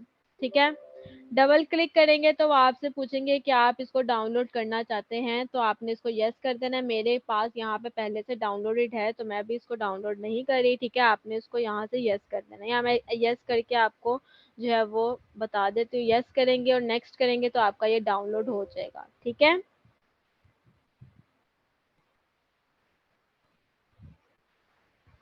इसको डाउनलोड करने के बाद मेन चीज होगी, अगर हम यहाँ पे नीचे देखें, इधर यहाँ पे जहाँ पे इंग्लिश लिखा हुआ है, इसको मैंने क्लिक किया। यहाँ पर एक तो इंग्लिश है जो कि हम अभी यूज कर रहे हैं, तो यहाँ पर आपका आ जाएगा उर्दू पाक इंस्टॉलर। ठीक है, जैसे कि मेरा यहाँ पे पाक इंस्टॉलर यहाँ पे ये डाउनलोड हुआ हुआ है। आपने उसको सबसे पहले एक्सट्रैक्ट कर लेना है। ठीक है, एक्सट्रैक्ट करना है डेस्कटॉप के ऊपर, और डेस्कटॉप पे एक्सट्रैक्ट करके और उसको आपने इंस्टॉल कर लेना है। ठीक है, जब इंस्टॉल हो जाएगा तो आपका यहाँ पे जहाँ पे इंग्लिश लिखा हुआ है, यहाँ पे उर्दू की जगह आपका ये आ जाएगा। मैंने इसको उर्दू को यहाँ से क्लिक किया तो ये मेरे पास यहाँ पे डाउनलोड हो गया। ठीक है, यहाँ तक सबको समझ आ गई है? कोई Yes, क्वेश्चन? ma'am. ओके, अब मेन चीज जो इशू क्या आता है हमारे इलिस्ट्रेटर पर, ये तो आप सबके पास डाउनलोड होगा, लेकिन कुछ स्टूडेंट्स होते हैं जो हम यहाँ पर आकर अगर टाइप करते हैं उर्दू फॉन्ट, जैसे कि मैंने यहाँ उर्दू लिखी और यहाँ पर मैं लिखती हूँ पाकिस्तान। वो अलग ठीक अलग है, लिखता है। हाँ, अलग अलग लिखा जाता है, तो आप देखेंगे कि ये मेरा जो टेक्स्ट है वो अलग अलग लिखा गया है, लेकिन जबकि मैंने इसको सिंपली साथ लिखा है। तो ये इश्यू रिजॉल्व करने के लिए आप लोगों ने क्या करना है, गौर से सुनिएगा और साथ साथ जो है वो आप लोग खुद से भी करिएगा। ठीक है, पहले लेकिन मेरी बात सुन लें, उसके बाद खुद ट्राई करिएगा। आप लोगों ने क्या करना है, आपने जाना है एडिट की ऑप्शन में। ठीक है, एडिट की ऑप्शन में जाके लास्ट ऑप्शन आती है आपके पास प्रेफरेंसेस की, प्रेफरेंसेस की ऑप्शन में जाकर थर्ड नंबर पे ऑप्शन है आपके पास टाइप की, टाइप को क्लिक करना है। ठीक है, जब क्लिक करेंगे तो ये स्क्रीन आपके पास इस तरह से शो हो जाएगी। यहाँ पर लैंग्वेज ऑप्शंस लिखा हुआ है, इसमें फर्स्ट ऑप्शन है शो ईस्ट एशियन ऑप्शन, और सेकंड है शो इंडिक ऑप्शन। ठीक है, ये लाइक इंडिया का कोई बंदा है, उसने ये वाली ऑप्शन इसमें ऐड ऑन की होगी, लेट में बी। तो यहाँ पर ये ऑप्शन है, तो हमने ये वाली ऑप्शन यूज करनी है। इसको मैं यहाँ से आके टिक करूंगी। ठीक है, टिक करके और इसको ओके कर देना। आपने ओके कर दिया। अब लास्ट सेकंड आपने चीज क्या करनी है, विंडो के ऑप्शन में आना है। ठीक है, टाइप के ऑप्शन में आना है। टाइप के ऑप्शन में आपके पास यहाँ पे आ रहा है पैराग्राफ, पैराग्राफ को क्लिक कर देना है, तो आपके पास पैराग्राफ का ये ओपन हो जाएगा स्क्रीन पे। ठीक हो गया? इसके साथ ही आपके पास यहाँ पे 3 लाइंस दी गई हैं। पैराग्राफ के आगे देखें तो ये ऊपर 3 लाइंस है, 3 लाइंस को मैंने क्लिक किया तो यहाँ पर जो लिखा हुआ है आपके पास Middle Eastern and South Asian single line composer, इसको आकर मैंने क्लिक कर देना है। तो आपने देखा कि मेरा जो टेक्स्ट है वो आपस में क्या हो गया है, कंबाइन हो गया है और साथ में लिखा जा रहा है। तो इसी तरह से अगर मैं कोई भी अब अपना टेक्स्ट यहाँ पर लिखती हूँ, ठीक है, कुछ स्टूडेंट्स ऐसे होते हैं जिनको डिफिकल्टी होती है कि उनका जो कीबोर्ड है उसके ऊपर इंग्लिश फॉन्ट्स लिखे हुए होते हैं, ठीक है, मैम ये उर्दू पैराग्राफ फॉन्ट्स प्रिंट नहीं खाली लिखे का हुए दिखाया। होते हैं। पैराग्राफ में आएंगे तो ये 3 लाइंस आपके पास यहाँ पर आ रही हैं, ठीक है, पैराग्राफ के साथ में इसको क्लिक करेंगे और यहाँ पर फर्स्ट ऑप्शन आपके पास आ रही है, जैसे कि फर्स्ट नहीं है, 5th ऑप्शन है, middle Eastern and South Asian single line composer, ठीक है इसको क्लिक कर देना। ठीक है, यहाँ तक आप लोग सब जरा करके ट्राई करें कि आपका होता है कि नहीं होता। हो जाए तो मुझे ओके का मैसेज कर दें।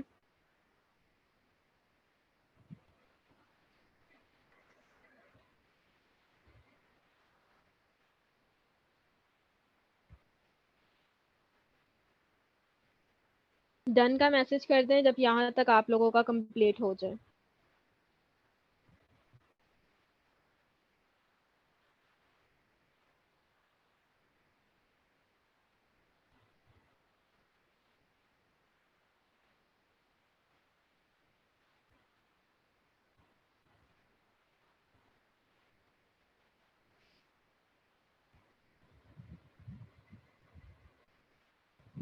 इसके लिए बहुत ज़रूरी है आप लोगों के पास उर्दू फ़ॉन्ट्स भी डाउनलोड होने चाहिए। तो उर्दू फ़ॉन्ट्स आप लोगों ने डाउनलोड कर लेने अपने पास। सबसे पहले उर्दू फ़ॉन्ट्स की वेबसाइट आप लोगों के पास जो है वो यहाँ पे अगर मैं लिखूँ उर्दू, सॉरी अभी ये मेरा क्योंकि उर्दू नीचे है तो इसको सबसे पहले इंग्लिश पे करना पड़ेगा। अब यहाँ पे अगर मैं लिखूँ उर्दू फ़ॉन्ट्स फ्री डाउनलोड, ठीक है, तो ये फ्री डाउनलोड, ये आपके पास डिफरेंट साइट्स आ जाएंगी। ये अल नस्लीक उर्दू ये है एक, इसको क्लिक करूंगी अगर मैं,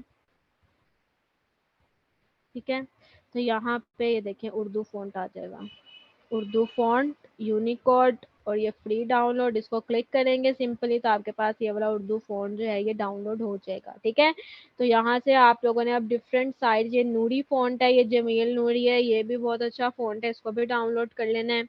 ठीक है, और ये नीचे अगर देखें तो ये डिफरेंट फॉन्ट्स इसमें आपको मिल जाएंगे उर्दू से रिलेटेड, तो इसको डाउनलोड कर ले। अगर इसके अलावा दूसरी साइट्स पे अगर देखें तो दूसरी साइट से भी आपको मिल जाएंगे, ये देखें ये भी, ये जमील नूरी यहाँ पर भी आपको मिल जाएगा, यहाँ से डाउनलोड कर लें। ठीक है, ये भी आपको, ये देखें डिफरेंट फ़ॉन्ट्स हैं इसमें, तो ये सारे फ़ॉन्ट्स आपने डाउनलोड कर लेने अपने पास। क्लियर है क्लास, यहाँ तक हो गया सबका?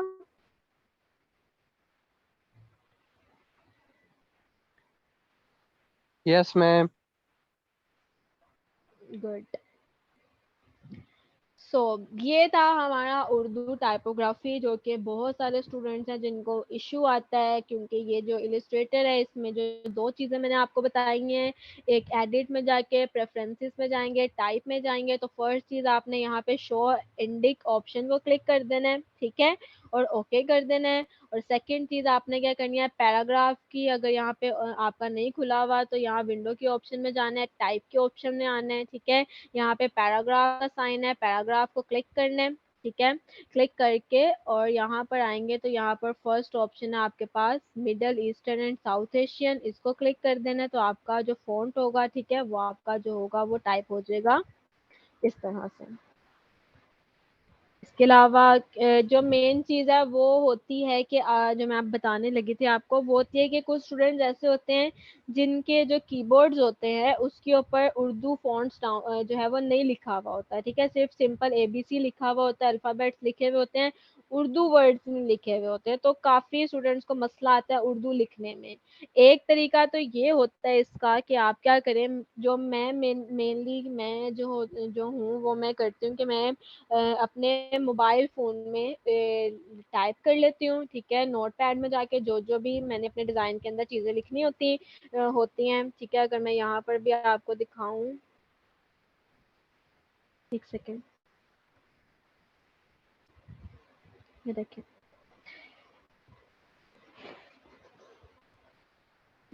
नोट पैड में हम लिख लेते हैं इस तरह से जो भी हमने, जैसे यहाँ पे आप देख सकते हैं पाकिस्तान जिंदाबाद, ये फोटोशॉप भी है, इसको मैंने यहाँ से सिंपली क्या करना है, कॉपी करना है, ठीक है। और इलिस्ट्रेटर में जाकर मैंने सिंपल इसको क्या कर देना है, यहाँ सबसे पहले उर्दू क्लिक और पेस्ट। तो ये देखें फोटोशॉप मेरे पास इस तरह से लिखा हुआ आ जाएगा, ठीक है, कंबाइनिंग। और डिफरेंट फॉन्ट यूज़ करना चाहते हैं तो यहाँ से आके हम इसको डिफरेंट फॉन्ट्स भी यूज़ कर सकते हैं उर्दू के। अगर मेरे पास डाउनलोड होंगे यहाँ पर कुछ फॉन्ट्स, जैसे मैंने भी आपको बताया एक फॉन्ट का जमील के नाम से था, सॉरी,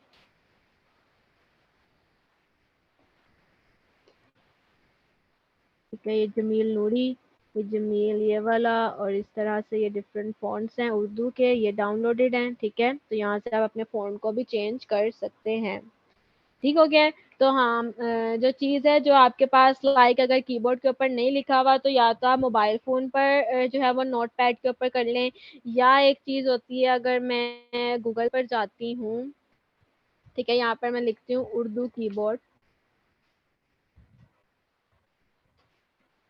इमेजेस में आए, ये आपका होता है उर्दू कीबोर्ड, ठीक है। मतलब कुछ स्टूडेंट्स होंगे जिनका कीबोर्ड इसी तरह से ही होगा, लाइक उर्दू भी होगा इंग्लिश भी होगा, लेकिन मेनली ज़्यादातर का जो होता है वो नहीं लिखा हुआ होता उर्दू फॉन्ट्स। तो या तो आप ये ओपन कर लें, क्योंकि कुछ चीज़ें होती हैं जो कि नॉर्मली, जैसे कि ये तो सबको पता है, पी जो होता है वो पे के लिए यूज़ होता है, हे के लिए यूज़ होता है, और इस तरह टी जो होता है वो टी के लिए होता है, लेकिन जो टी होता है वो टे के लिए भी यूज़ होता है। अगर हम शिफ्ट की प्रेस करके टी प्रेस करते हैं तो आपका टे लिखा जाता है, ठीक है। तो ये शिफ्ट की के साथ जो जो प्रेस करके, जैसे के जो होता है वो खे भी होता है, और के जो होता है वो काफ भी होता है। अगर सिंपली के प्रेस करेंगे तो काफ लिखा जाएगा, और अगर शिफ्ट की प्रेस करके के प्रेस करेंगे तो आपका खे लिखा जाएगा। इसी तरह से ही देखें, जे जो होता है आपका वो जीम के लिए भी यूज होता है, ज्वाद के लिए भी यूज होता है। तो ये थोड़ी सी प्रॉब्लम आती है, या तो आप अपने पास एक कीबोर्ड ओपन कर लें, या मेनली अगर आपको जैसे भी इजी लगता है, मोबाइल फोन से इजी लगता है, नोट पैड में उधर लिख करके टाइप कर लें, या अगर आपके कीबोर्ड के ऊपर से अगर आपको पता हो, क्योंकि एक दो दफ़ा जब हम टाइप करते हैं तो हमें इन चीज़ों का खुद से पता चल जाता है, ठीक है, कि कहाँ पे हे होता है, कहाँ पे खे होता है, कहाँ पे काफ होता है, कहाँ पे गाफ होता है, ये सारा कुछ आपको खुद से पता चल जाएगा जब आप ज़्यादा उर्दू टाइपोग्राफी करेंगे, ठीक है, उससे आइडिया हो जाएगा आप लोगों को। लेकिन स्टार्टिंग में अगर प्रॉब्लम आए तो आप लोग इस तरह से कर सकते हैं हैंडल। क्लियर है सबको? Yes ma'am. ओके, सो उम्मीद है उर्दू फ़ॉन्ट्स का तो आप सबको पता चल गया होगा। अब हम आते हैं अपने लोगों की तरफ वापस, ठीक है। मैं आपको एक जो है वो लोगो क्रिएट करके यहाँ पर बताती हूँ, इसको डिलीट कर देते हैं। ओके, जैसे कि मैंने आपको बताया कि कंपनी का जो होता है वो टाइप्स ऑफ लोगो हमने यहाँ पर पढ़े, ठीक है। टाइप्स ऑफ लोगो में हमने क्या पढ़ा, एक चीज़ होती है आपके पास लोगो टाइप के टाइप होकर, दूसरी चीज़ होती है आपके पास मोनोग्राम, क्या आपने वर्ड्स के साथ प्ले करना होता है, फर्स्ट वर्ड्स के साथ, और एक चीज़ होती है आपकी ब्रांड मार्क, क्या आपने कोई मार्क बनाना होता है, ठीक है। जैसे कि ये मार्क है, ये जो मार्क होता है जो किसी पिक्चर या आइकन से रिजेंबल कर रहा होता है, ठीक है। और एक होता है आपका एब्स्ट्रैक्ट लोगो मार्क। तो मैं आपको एब्स्ट्रैक्ट लोगो मार्क यहाँ पे क्रिएट करके दिखाती हूँ, ठीक है, जिससे आपको थोड़ा सा आइडिया हो जाएगा। यहाँ पर मैंने क्या करना है, मेनली एक सर्कल ड्रॉ किया, ठीक है, क्योंकि शेप बिल्डर टूल हमने लास्ट टाइम पढ़ा था तो उसी से ही। अच्छा, एक चीज लोगो का साइज क्या रखना है आपने, वो जो मेन चीज है, हम यहाँ से लोगो का साइज सबसे पहले सेट कर देते हैं।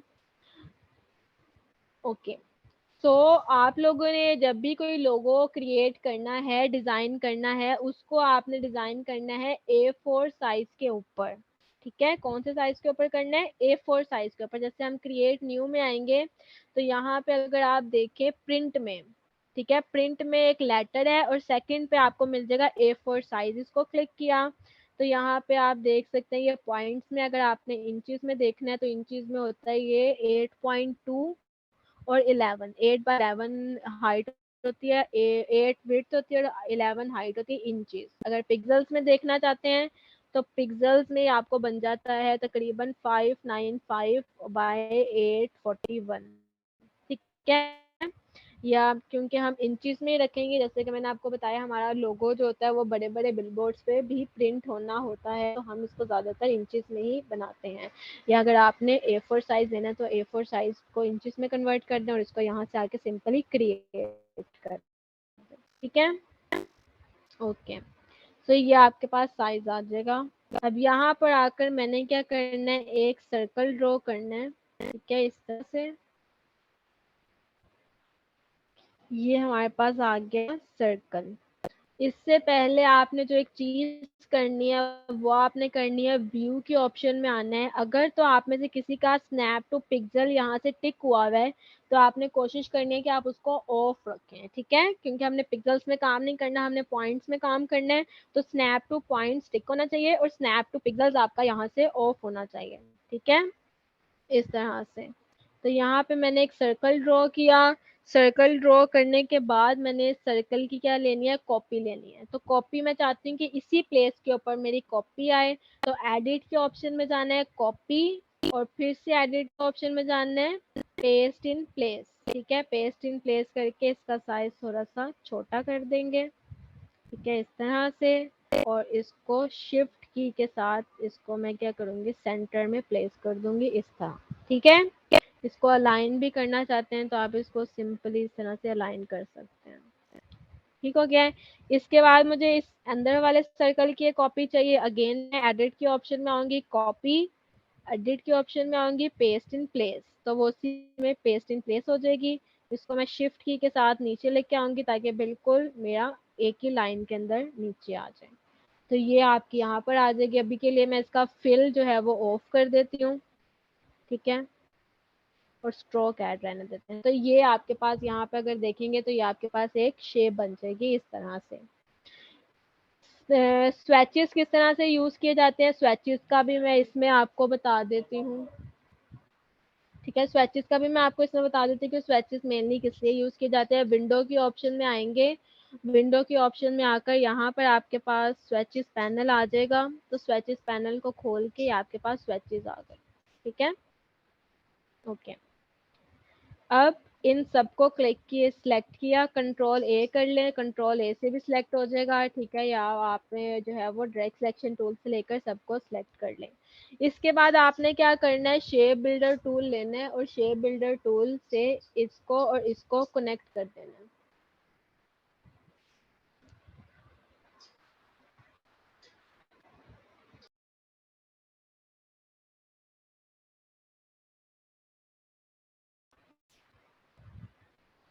ठीक है, अभी मेरा कैप्स लॉक ऑन था तो आपको इस तरह से प्लस का साइन शो हो रहा होगा। तो आप लोगों ने भी कोशिश करनी है कि आपके कीबोर्ड पर से कैप्स लॉक ऑफ होना चाहिए। ठीक है, जब भी आप कोई टूल यूज कर रहे हो स्पेसिफिकली। तो ये आपके पास सारे जो है वो शेप्स आ गई। अब मैं इन दोनों शेप्स को कनेक्ट करना चाहती हूँ, कंबाइन करना चाहती हूँ। शेप बिल्डर टूल लिया और इसको ड्रैग किया आगे की तरफ, इन दोनों शेप्स को, और ये दोनों को मैंने क्या कर दिया, कंबाइन कर दिया। तो ये दोनों शेप्स मेरी कंबाइन हो गई। इसी तरह से ये ऊपर वाली दोनों शेप्स को कंबाइन करना चाहती हूँ, सिंपली शेप बिल्डर टूल से क्लिक किया और इसको ड्रैग किया इसके साथ, तो ये दोनों शेप्स भी मेरी इस तरह से क्या हो गई, कंबाइन हो गई। अगर मैं इनको अलग अलग करके देखूं तो डायरेक्ट सिलेक्शन टूल से, तो ये मेरा, 1 सेकेंड, ये मेरी एक शेप है। ठीक है, ये मेरी दूसरी शेप है और अभी भी ये तीसरी शेप इसके अंदर है। इसको मैं डिलीट करना चाहती हूँ। डिलीट करने के लिए मैंने आपको बताया था कि शेप सबसे पहले कंट्रोल ए करेंगे सबको सिलेक्ट करने के लिए। ठीक है, सारा सिलेक्ट हो गया। शेप बिल्डर टूल लेंगे, ऑल्ट की प्रेस करेंगे और सेकंड बीच में से मैंने इसको डिलीट कर दिया। अगर अब मैं देखूंगी तो अब आप देख सकते हैं कि ये मेरे पास सिर्फ और सिर्फ 2 शेप्स हैं। ठीक है, ये दोनों। अब ये किस्म का एक, अब ये मेरे पास बन गया एक एब्स्ट्रैक्ट मार्क। ठीक है, जैसे कि मैंने आपको बताया था एब्स्ट्रैक्ट मार्क जो कि हम मार्क्स क्रिएट करते हैं। ओडी का साइन आपको बताया था, ओडी का जो लोगो है वो कैसे क्रिएट हुआ है, और इस तरह से डिफरेंट एब्स्ट्रैक्ट मार्क्स होते हैं। अगर आप गूगल पे करेंगे तो आपको वहां से भी आ जाएगा समझ। अब मैं इन दोनों को सिलेक्ट करूंगी और इन दोनों में अभी के लिए इसका जो स्ट्रोक है वो ऑफ कर दूंगी और फिर इसमें ब्लैक कलर का ऐड कर देते हैं।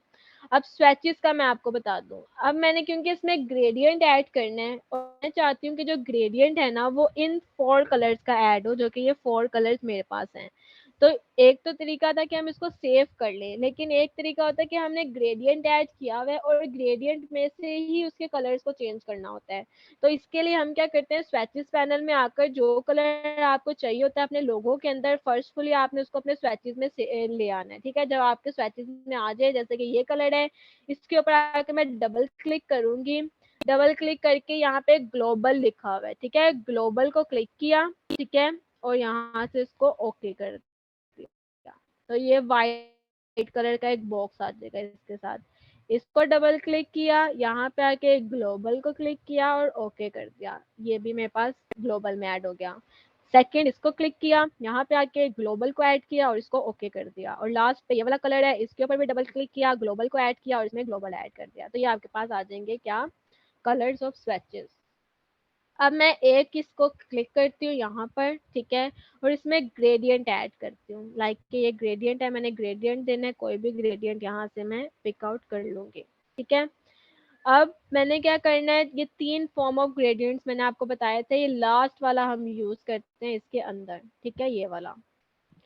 अब यहाँ पर आप देखेंगे कि यहाँ पर अभी 2 ग्रेडियंट्स शो हो रहे हैं। मैं यहाँ पर एक ग्रेडियंट यहाँ पे पिक कर दूंगी, एक ग्रेडियंट यहाँ पे, क्योंकि मेरे पास 4 कलर्स है, मैंने 4 कलर्स इसके अंदर पिक आउट करने हैं। ठीक है, और इसको आपने इसकी पोजीशन अगर चेंज करनी है तो आप पोजीशन इसकी चेंज भी कर सकते हैं इस तरह से।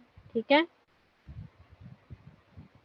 तो ये ग्रेडियंट्स आपके इस तरह से आ जाएंगे।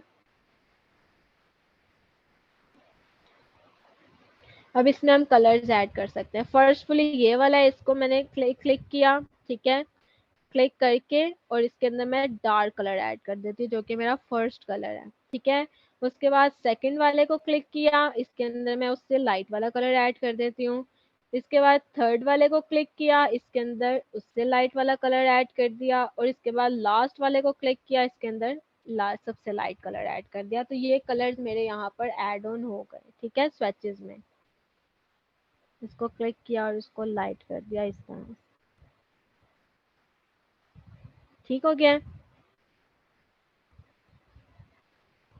अब Yes, ma'am. स्वेचेस में ऐड करने का आपके पास प्रॉफिट क्या है इसमें, जैसे कि अब ये कलर है, मैं चाहती हूँ इस कलर को मैं थोड़ा सा डार्क कर दूँ, तो मैंने सिंपली स्वेचेस में आके डबल क्लिक किया।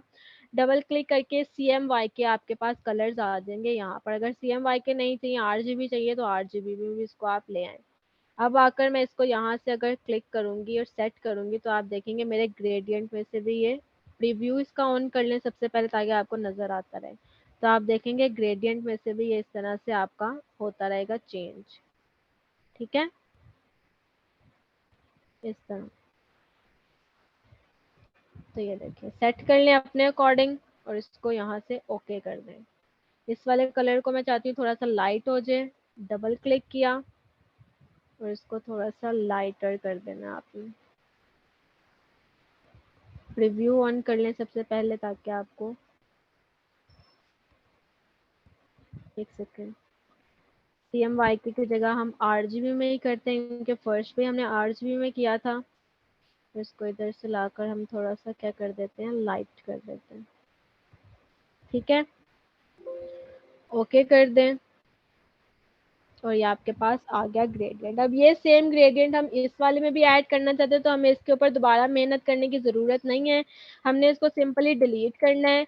इसको सिलेक्ट किया, यहाँ से आके एडिट के ऑप्शन में आए, कॉपी किया, ठीक है, एडिट के ऑप्शन में आए, पेस्ट इन प्लेस किया, ठीक है, और यहाँ से आकर अपने रोटेशन टूल से, बेशक अगर रोटेट करना चाहते हैं तो रोटेशन टूल की हेल्प से इसको रोटेट करके ऑल्ट की प्रेस कर दें, ठीक है, और शिफ्ट की प्रेस करेंगे तो एक ही एंगल में आपका रोटेट हो जाएगा। ठीक है, इस तरह से।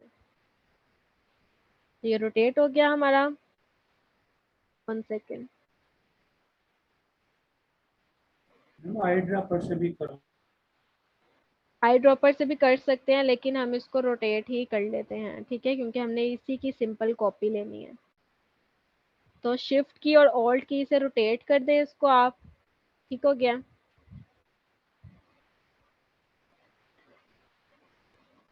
मेरा भी थोड़ा सा स्लो हुआ है, इसलिए वो थोड़ा सा टिंट ज़्यादा हो गया।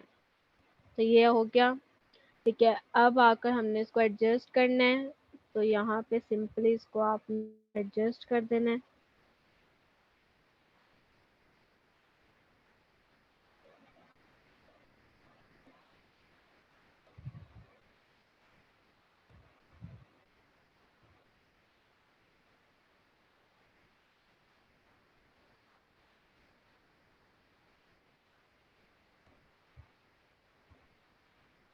जहाँ पर भी सेट होता है आपने इसको सेट कर देना है, ठीक है, इस तरह से।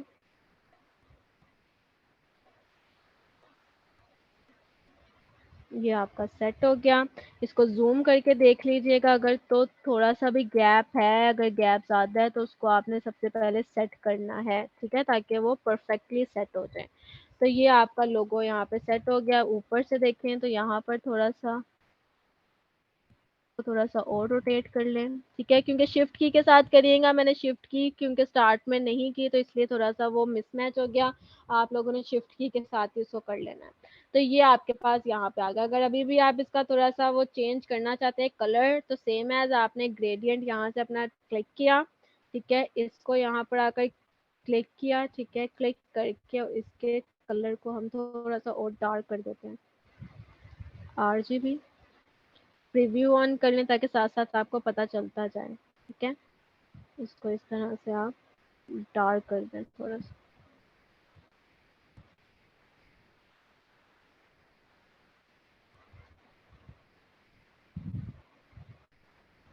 ठीक है, ओके, क्लियर है सबको यहाँ तक? Yes ma'am. Any question? तो ये बन गया आपका एब्स्ट्रैक्ट मार्क के। जब भी हमने किसी कंपनी का एब्स्ट्रैक्ट मार्क बनाना होता है तो हम इस तरह से उसको डिज़ाइन करते हैं, ठीक है। इसके बाद आता है आपका जो है वो लोगो टाइप, कि आपने लोगो का टाइप किस तरह से बनाना है, ठीक है, वो भी हम सीखेंगे। और उसके अलावा आपके पास आता है लोगो का वर्ड मार्क, वर्ड मार्क किस तरह से बनता है, ठीक है, वो भी हम सीखेंगे इंशाल्लाह। वो हम नेक्स्ट क्लास में सीखेंगे। यहाँ तक अब कल के लिए जो नेक्स्ट क्लास, क्योंकि अब हमारी लास्ट क्लास है, और लास्ट क्लास में मैंने आपको जो चीज़ बतानी है वो है हमारी एक करैक्टर मेकिंग। एक करैक्टर मेकिंग किस तरह से की जाती है वो हम लास्ट क्लास में सीखेंगे, ठीक है। लोगो भी मैं स्टार्टिंग में आपको थोड़ा सा डिस्कस कर लेंगे और फिर हम करैक्टर मेकिंग की तरफ मूव ऑन करेंगे। लेकिन नेक्स्ट क्लास में आपकी असाइनमेंट यही है।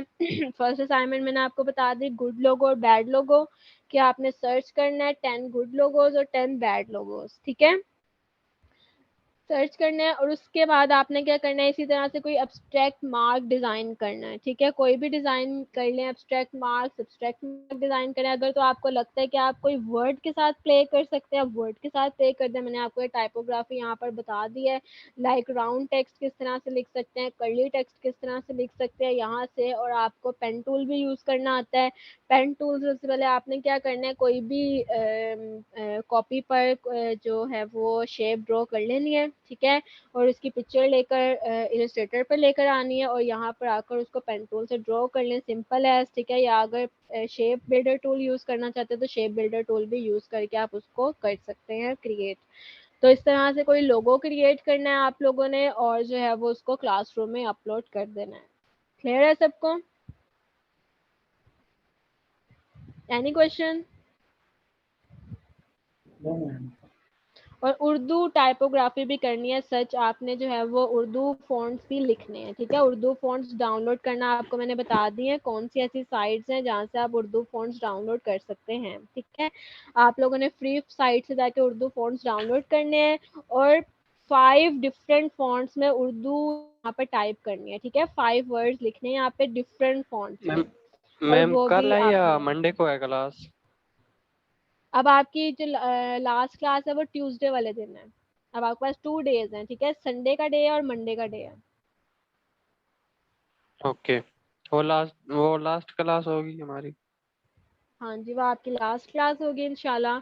और फिर हम आपको आगे बताएंगे कि आप में से कौन ऐसे हैं, कौन ऐसे स्टूडेंट है जो कि आगे इंटर्नशिप के लिए अब जो है वो क्वालिफाई किया है, या जो है वो हमारे साथ आगे काम कर सकते हैं, ठीक है। बाकी स्टूडेंट्स के लिए भी अपॉर्चुनिटीज़ होंगी, वो इंशाल्लाह फिर हम उसको नेक्स्ट लास्ट क्लास में डिस्कस कर लेंगे, ठीक है। सर्टिफिकेट मैम सबको मिलेगा? हाँ जी, सर्टिफिकेट आप सबको मिलेगा, जो जो हमारी कोर्स में यहाँ पर जो है वो रहे हैं एंड तक, और जिनकी अटेंडेंस भी बहुत अच्छी रही है, सबको सर्टिफिकेट मिलेगा हमारी एकेडमी की तरफ से। ठीक है, तो वो आप लोगों को लास्ट क्लास के बाद जो है वो इंशाल्लाह ईमेल के थ्रू मिल जाएंगे। ठीक है, सबको क्लियर है? Yes ma'am. Okay. Yes, ma'am. Okay, so okay class, thank you so much. अल्लाह हाफिज। इंशाल्लाह फिर नेक्स्ट क्लास में हम लोग आगे जो है वो काम स्टार्ट करेंगे अपना।